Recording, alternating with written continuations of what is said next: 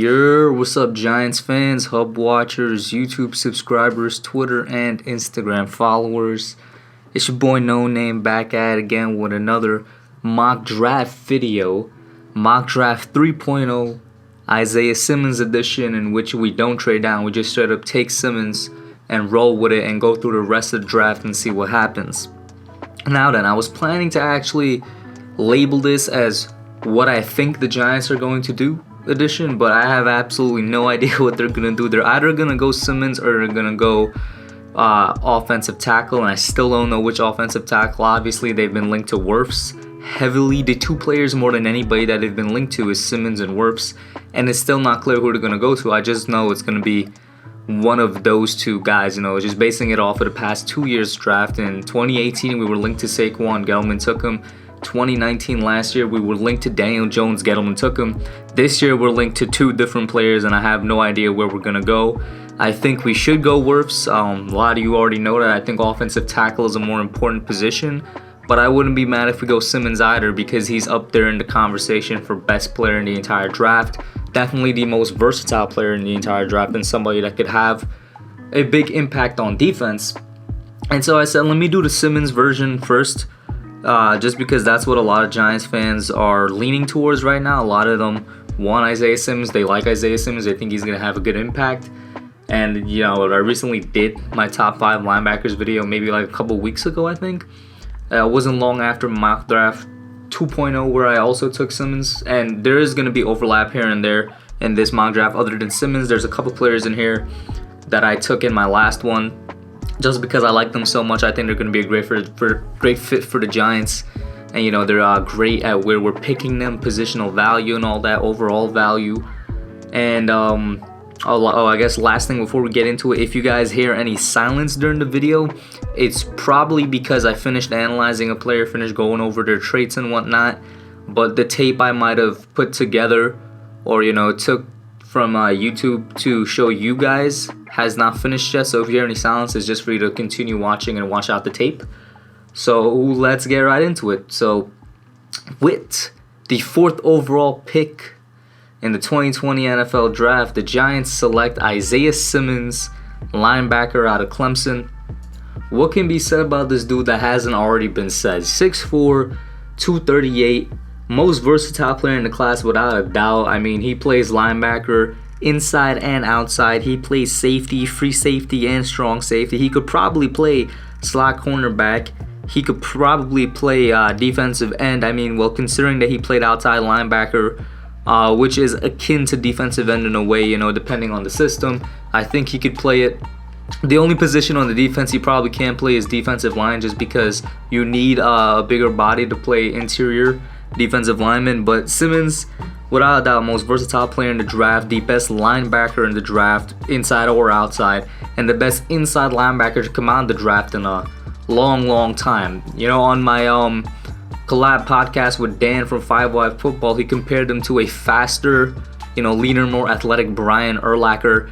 And the more you look at it, the more I completely see that. In the middle linebacker sense, Simmons is a faster, leaner Bryant Urlacher. And if you could get that type of production and career out of him, he's definitely worth all the the billing that's going towards him, worth the pick, worth everything about this guy. Great tackling, great coverage, great block shedding. Nice skills in zone coverage and man coverage. Always his eyes are tracking the QB and tracking the football. He knows how to diagnose plays quickly. Very versatile and high football IQ. You can tell he studies the game off the field and on the field. Nothing but good words about him from his teammates and coaches. Like once again, there's nothing but good things to say about this guy. Absolutely no red flags, no off the field issues, no on the field issues. Good character guy. He's up there for best player in the draft, man, and I can see why Giants fans want him that much. I've said it countless times, even though I would prefer an offensive tackle at this pick, because I think it's more important to protect Daniel Jones, your quarterback, and to prolong the career of Saquon Barkley. Having the best middle linebacker in years, and somebody that is as versatile as Simmons, to be used in a Joe Judge team that would favor versatility heavily and will probably use him in a similar sense that he was used in college, he can come in and, in a way, fill in more than one hole. He's not going to be playing all those different positions at once, but he could be switching up, in different looks and different schemes and whatnot, and that could definitely be helpful for the team. So without a doubt, I can see the value in taking Simmons. I don't want anybody to doubt that. And I would have no problem with the Giants taking him at all. He comes in and he's our best middle linebacker automatically. I think he does beat out Blake Martinez for being our best middle linebacker. And we'll at that point have a really, really strong linebacking core with Simmons, Martinez, Mayo, and Connolly out there, running the field. And then next up in the second round, the New York Giants select pick 36, Cesar Ruiz, inside offensive lineman / center out of Michigan, 6'3", 307 pounds. Great power and lower body thickness to pair up with his strength. Nice lateral mobility that allows him to consistently execute in the game. And he has high, well-timed hand techniques. Now, Cesar Ruiz is somebody that I never mocked at the Giants, and some of you might be wondering why I went, an inside O-lineman, a center, instead of a tackle in the second round.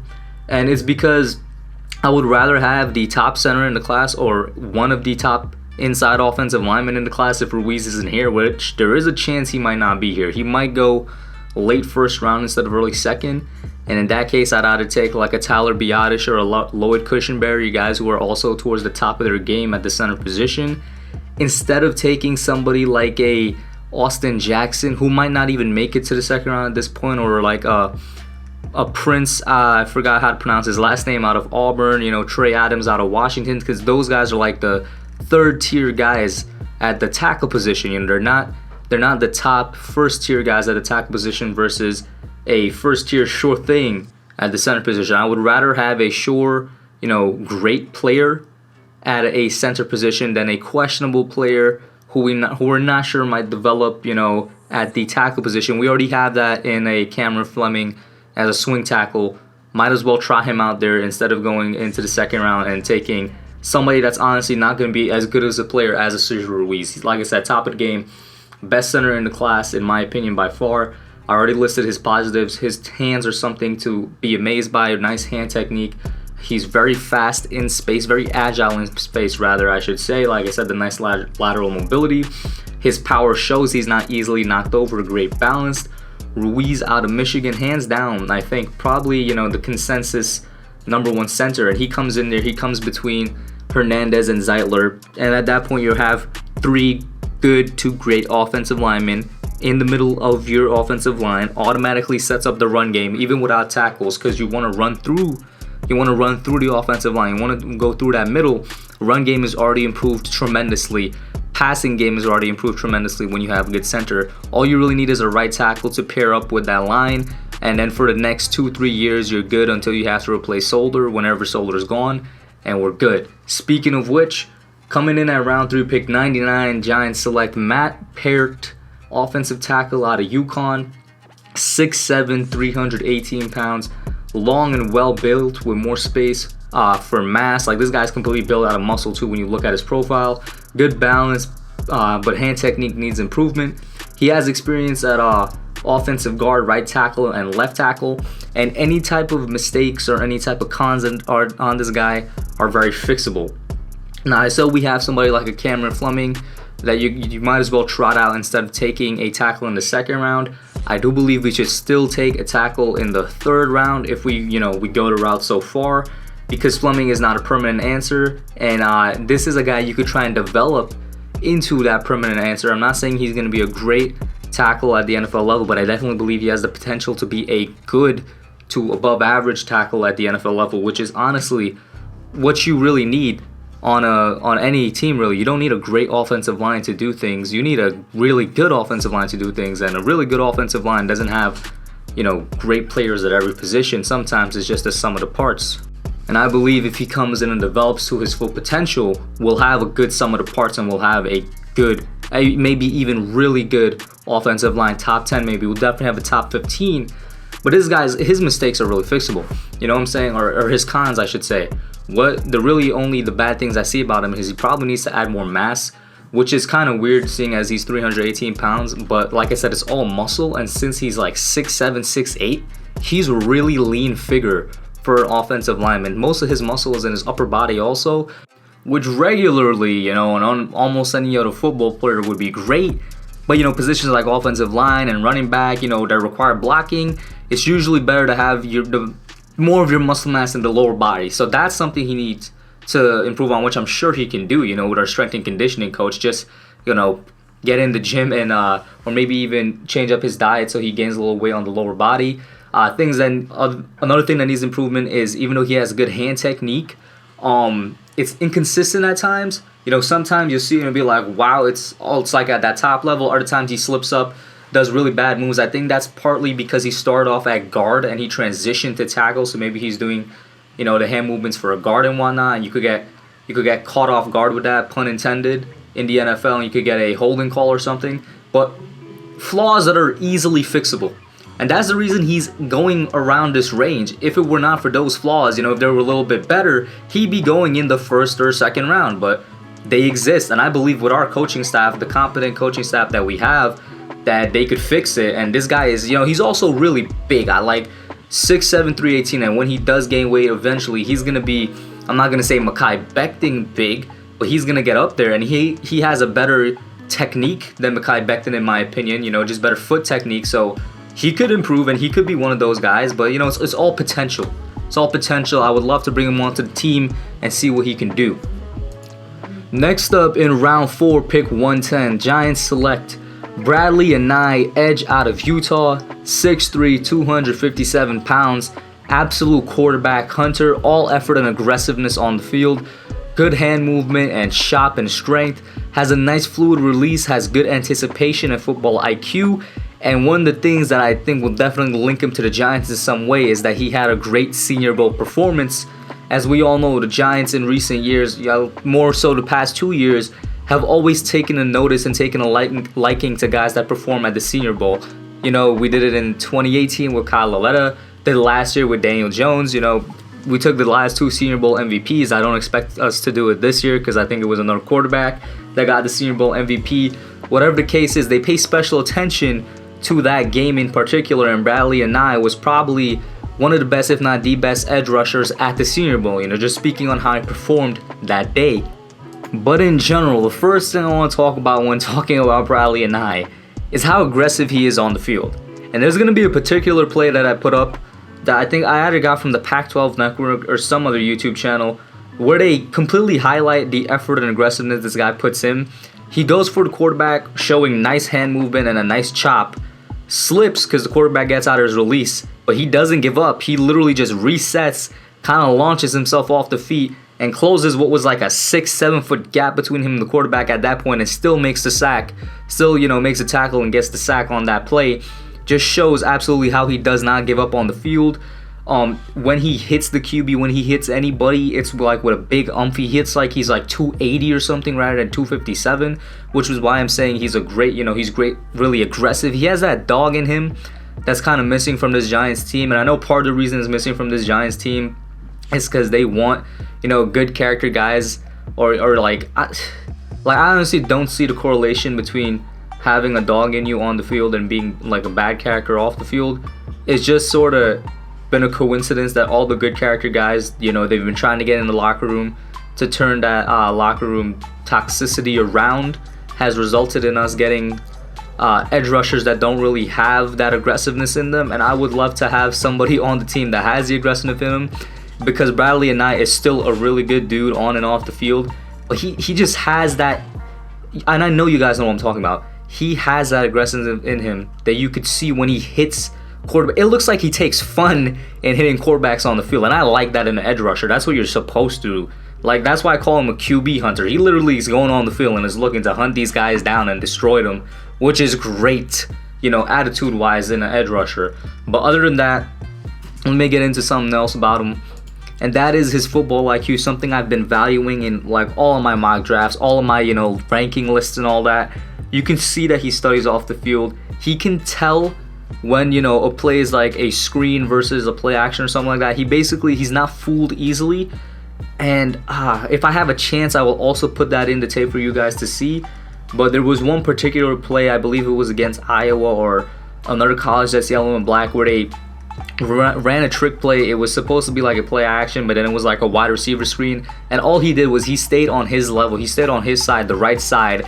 And he was supposed to, obviously get to the quarterback. But he saw that the wide receiver was coming out before the play even happened. And then he went and he tackled the wide receiver for absolutely no yard gained at all. So he's really smart, and that's something else that I like about him. Next up in round 5, we got a player that was also in my last mock draft. Like I said, there was going to be some overlap here. Isaiah Hodgins, wide receiver out of Oregon State, 6'4", 210 pounds, big frame with good handling in the air, large catch radius, and always attacks high, gets a vice grip on the ball, and is great for 50-50 catches. And I probably should have said this for Simmons too. If you want like kind of a more in-depth analysis, or maybe even a different, analysis in general from what I'm going to give here, go back to my last mock draft that I released like a little bit over a month ago, the Isaiah Simmons one, where I had Hodgins mocked there also in the 5th round. But Hodgins is a wide receiver that I really, really liked for the Giants in the 4th, 5th round range. Ever since I mocked him there to us last time, I haven't been able to sort of mock any other wide receiver to the team, even if it was earlier, like, 2nd, 3rd round. Guys like Gandy Golden, Claypool, maybe even a Laviska Shenault in the 2nd round or something like that. I haven't been able to do it just because I know that Hodgins might be available in the 4th or 5th, and I just like his makeup for the Giants. First things first, the big body wide receiver. Something we've been wanting for years, because it's something we haven't had for years, and I'm not counting Ruben Randle, because Ruben Randle couldn't catch or move for anything, and he was what, like 2014, 2015? Now Hodgins, he comes onto the field, I think he's the tallest wide receiver automatically. Right now, our tallest wide receiver, I think, is Slayton. I could be wrong, 6'1", 6'2", or maybe there's somebody else who might be 6'3". But Hodgins comes in at 6'4". He has a nice frame that builds out with it. It's not like a Benjamin Victor, who's like 6'6", but is also 190, so he's really, really thin and skinny, which makes me scared that he might be fragile, but he isn't. That's a discussion for another day. And with that big frame, he handles it really well. His wingspan, obviously because of his height, has a big wingspan, which leads to a big catch radius. And I say he always attacks the ball high because he always, like almost always, he's going to jump up and try to bully the defender on him and impose his dominance on the defender using his natural given ability and size to his advantage in order to just prevent them from getting a chance to make a play on the ball.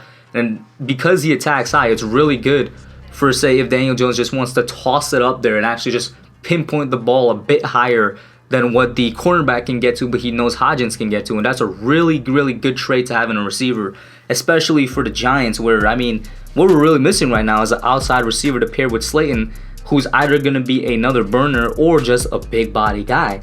And the vice grip on the ball, he doesn't drop a ball once he gets his hands on it. And I've noticed this through the tape I've gone through. Anytime he gets his hand on the ball, anytime he actually closes his 2 palms around it, and he doesn't even need to close his 2 palms around it. There's going to be a play in there that you guys are definitely going to see where he literally just kind of tips it with one hand and does like a little juggling act and then gets it into his chest and falls down with it. If his hands touch the ball, he's coming down with it. Good for 50-50, like I said. Next up in round 6, pick 183, we got Lamar Jackson, not Action Jackson, the quarterback from the Ravens, but Jackson, the cornerback out of Nebraska, 6'2", 208 pounds, a nice mix of size and length. Put up 5 interceptions over the past 2 years, good hips and good eyes in both man and press coverage. Now, the reason I'm drafting a cornerback, and I feel like maybe I don't even need to rationalize this because I'm taking him in the 6th round, so it's not like he's going to come in and replace any of the cornerbacks we have on deck immediately. But I do think we might start letting go of some of the younger guys that we have, or I shouldn't say younger, but some of the older guys that we have, which is weird to say because our entire cornerback group, save for James Bradbury, is still on their rookie contracts. But I'm looking at Sam Beal and Grant Haley in particular. It's no secret that the Giants need a slot cornerback, and Lamar Jackson, he's not a slot cornerback per se. I do believe he can transition to it, but he didn't play slot corner or anything like that at Nebraska. He mostly played outside. Maybe there was a couple of times he played, on the inside in the slot, but he was mostly an outside corner. But the reason I'm taking him is because I think we're either going to let go of a Sam Beal or Grant Haley. Sam Beal, because of his injuries, he can't stay on the field. And when he's on there, he usually gets burned. I don't see anything from him. Once again, you could relate that to, oh, he hasn't gotten a chance, but maybe if he stayed healthy, he would get a chance. And then a Grant Haley, because, first of all, I love Grant Haley.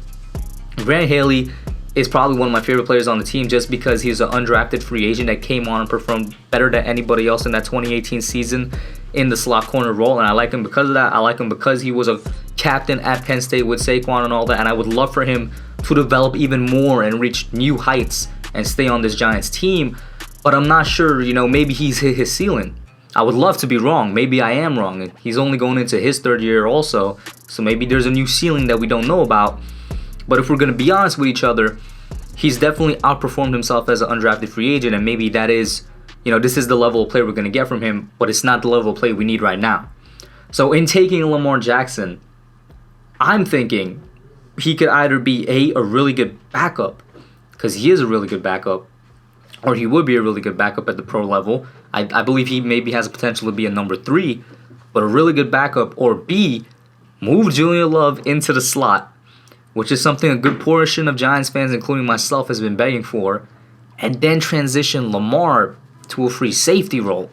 Just an idea to throw out there, but whatever the case is, it will be really nice to bring him in as just an extra body to have in the cornerback group. He performed well against tough competition also. I mean, there was a particular play against Ohio State, which was actually last year, not this past season, but the season before, against Ohio State, where he had an interception in what was a big game for Nebraska because, compared to Ohio, they're a small school. And he performed extremely well against them in the Ohio game in the 2018 college football season, where he had a couple pass breakups and even an interception, which, small town school versus, or small school versus big time school, really good. So it's not like he breaks under pressure. He has nice fluidity in the hips, like I said before, and he shines mostly in man and press coverage, similar to a DeAndre Baker. So I would like to bring him on, whether it's as an extra body or maybe trying to transition him to free safety, have Love coming in as a slot corner. Next up in round 7, pick 210 overall, Harrison Bryant, tight end out of Florida Atlantic University. Another overlap from my last mock draft video where I had Simmons selected.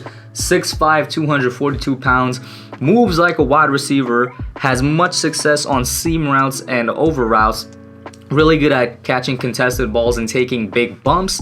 Won the John Mackey Award, which goes to the best tight end in college football, and was a first-team All-American. I believe one of the only, if not the only, first-team All-American on FAU this past season. Is a really good tight end that I can definitely see slipping into the 7th round. He's currently, being mocked in the 5th, 6th, 7th rounds, mostly in the 6th round.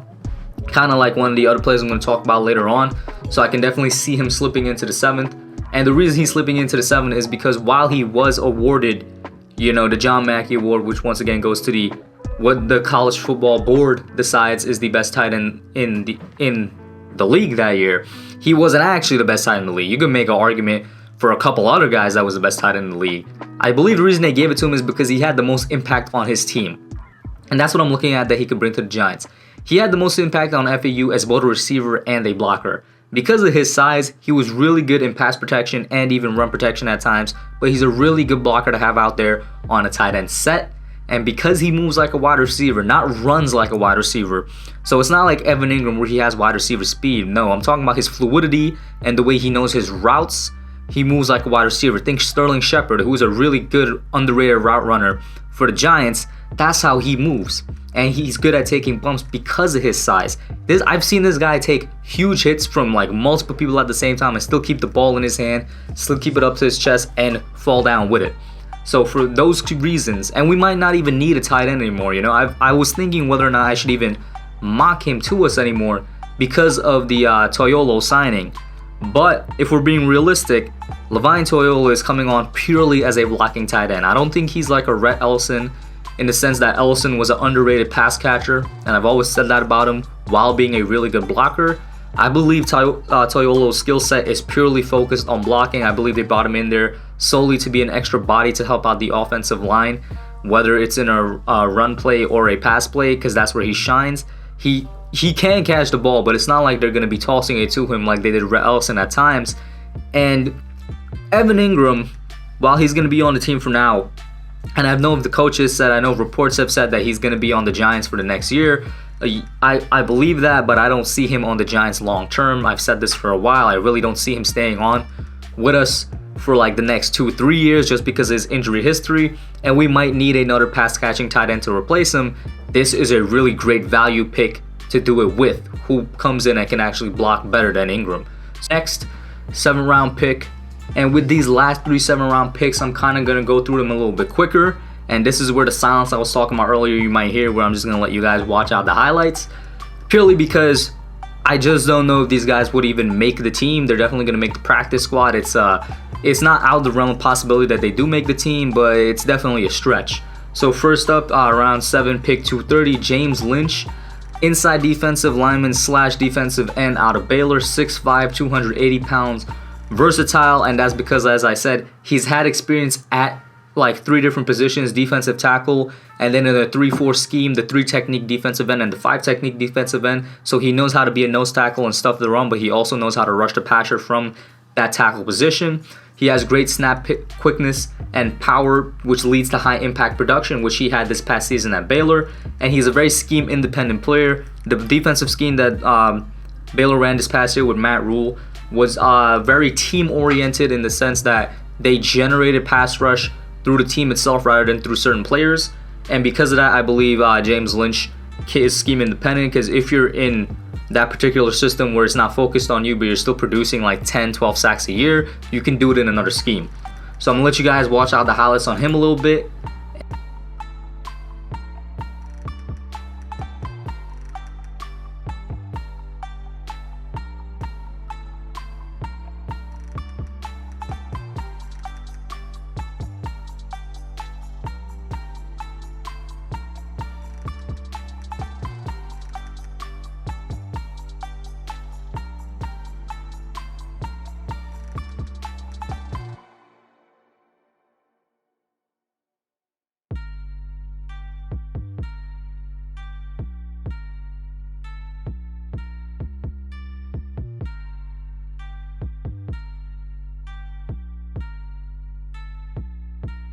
And then now I'm going to move on to round 7, pick 247. James Robinson, running back out of Illinois State, 5'10", 220 pounds, was a workhorse on 2 levels for basically the past 6 years at high school and at the college level.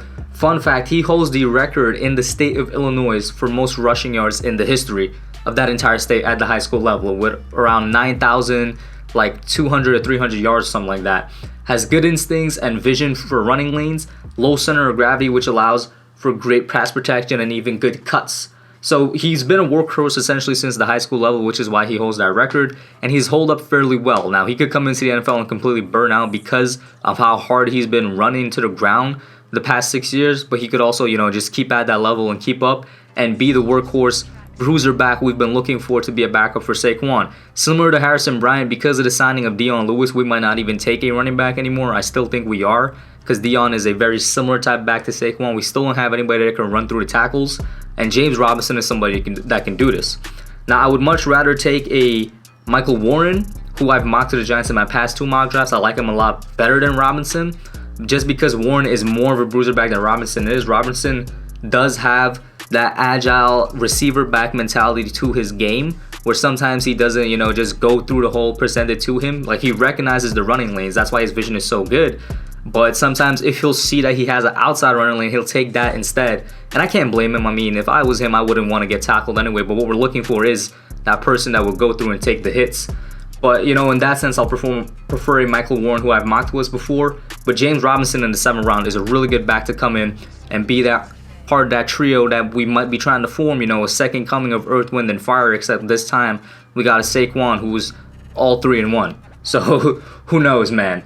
And then finally, with pick 255, the last pick in the entire NFL draft, just like last time, I have no idea who to mock here. So I would just say build depth. Couple suggestions: double dip at tackle, center, linebacker, get a guard, get an actual cornerback, maybe a fullback, get a kicker, a long snapper, whatever you want. Just build depth, because with this last pick, who knows? I honestly don't know who to mock here. You guys could leave me some suggestions in the comments down below. And that's it for Mock Draft 3.0. Let me know what you guys think. Went the Simmons and Ruiz route, If I do another one, I don't know yet if I'm gonna do another one. This is most likely my last mock draft. So please do leave your comments down below of what you think about it. Would you go offensive tackle? Would you go Simmons? All that. Put it down there, and I'm out. Alright guys, thanks for watching. Put your comments down below. Make sure you smash that like button, subscribe, and turn on post notifications. Until next time, I'm out. Yeah.